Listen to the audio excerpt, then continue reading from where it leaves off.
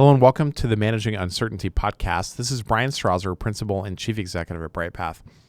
And in this week's edition of our podcast, I'd like to talk a little bit about 5 moments that have really helped shape my career as a business continuity and crisis management professional, and how these have really influenced the path that I've been on and the way that I have thought about the things that I do day in and day out here at Bryghtpath.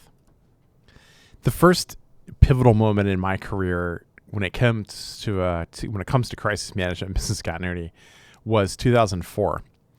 I was living in Boston at the time, working for a large retailer where I spent the first 2 decades of my career. And I was the security leader for most of the New England market.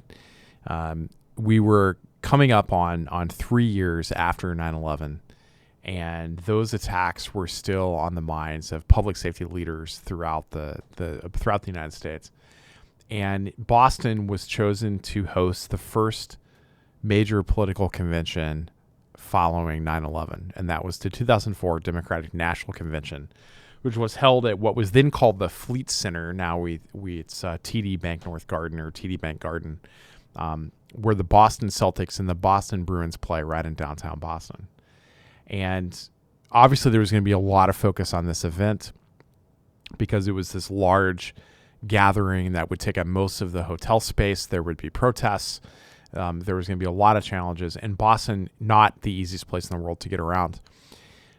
Because of the threat that everyone perceived, one of the challenges that was noticed about this particular venue is that the foundational walls of the facility, the place the convention would be, were within a few feet of Interstate 93's tunnel through downtown Boston, or what we would know back then as the Big Dig, this sinking of the interstate under the city. And so the Secret Service, who is in charge of the planning for this event with the U.S. Department of Homeland Security, decided that Interstate 93 would have to be closed during the convention, which meant that the feeder roads had to be closed, which meant that the surface streets had to be closed. And the next thing you knew, there would be a good chunk of the day where you literally couldn't get around the city of Boston. And all of this was on top of the potential for disruption, the likelihood of potential terrorist attack, and the other disruptions that go along with a large political convention, the protests and the opposing sides, political sides, and partisanship and things that existed even back in 2004. At the time, my company did not have a centralized crisis management capability, and so we had to do a lot of this planning locally, which fell under my responsibility as a security leader. So we spent months planning for this event. We made a lot of contingency plans. We executed quite well, and fortunately, nothing happened. That turned out to be a pretty pivotal moment in my career, not just because I learned a lot about crisis management and business continuity planning, but I also was asked to then consider coming to headquarters here in Minnesota to be a part of a new crisis management team that the organization was creating. And ultimately, I took that lateral move to headquarters, leaving my 11 years of kind of field security experience and coming to headquarters, which turned into the rest of my career now having been focused on crisis management and business continuity. So pretty unintentional move originally, but led to a little bit of a career shift and specialization in this part of the broader security industry for me. I was relatively new in that role in 2005, relocating here to Minnesota and adapting to different weather, corporate instead of a stores environment, and everything that went along with that when Hurricane Katrina hits around Labor Day, 1st of September in 2005. Significant impact, of course, to Louisiana and surrounding states. Huge impact to the retailer I was working for due to the number of stores and the presence there. And a good example to me of what happens when you don't have good processes in place. My company had not yet at the time built out a robust crisis framework. We didn't have a large crisis management team. We didn't have good cross-functional capability. A lot of struggles, but we powered through that and ultimately spent time investing in those things, helping us build out those capabilities and getting to a better place down the road. I went off and did some other things for a few years there, leaving the crisis management world behind and moving to a different part of the corporate security team and really working on technology and strategy innovation and a few other things. Come 2009, my employer was embroiled in a proxy contest for control of the board of directors, and I was asked to take on a special project assignment to focus on assisting our executive team in managing through this proxy contest. And at the time, this was the largest proxy contest in U.S. history. There were millions of dollars spent by both sides in this contest.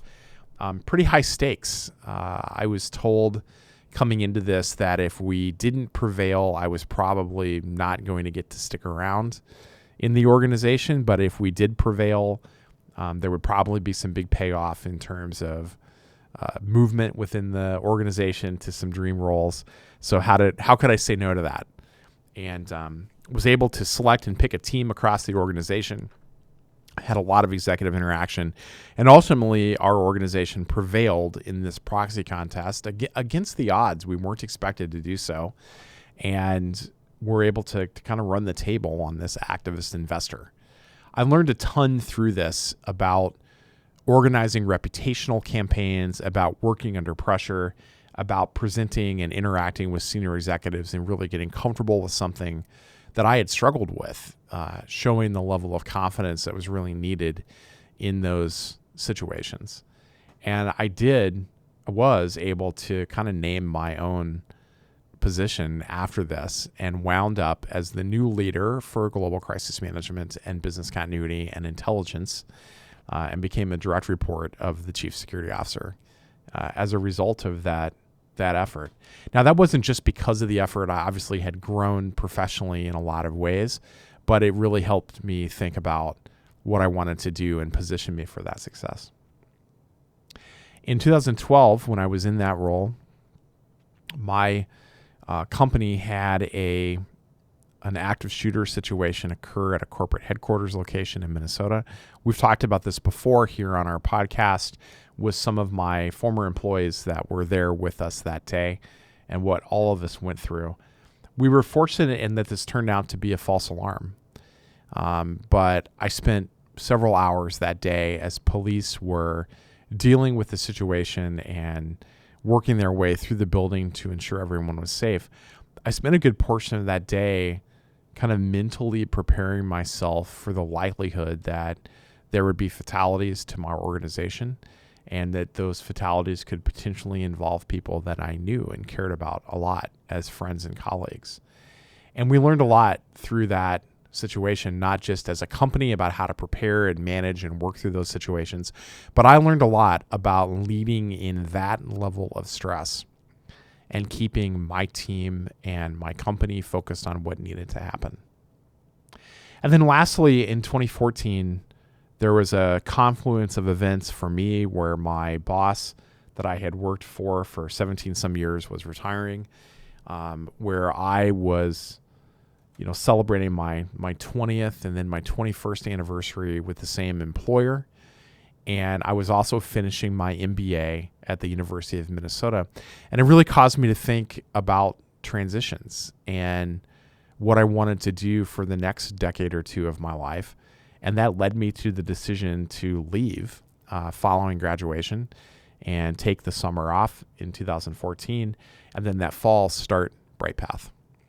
And it's a decision that I don't regret in the least. It has afforded me a whole different level of opportunity and freedom to do the things and focus on the things that I truly care about, work with a great group of individuals, and be able to work with fantastic clients and help them as they think about their own journey of resilience, about managing uncertainty and disruption, and help them through their critical moments.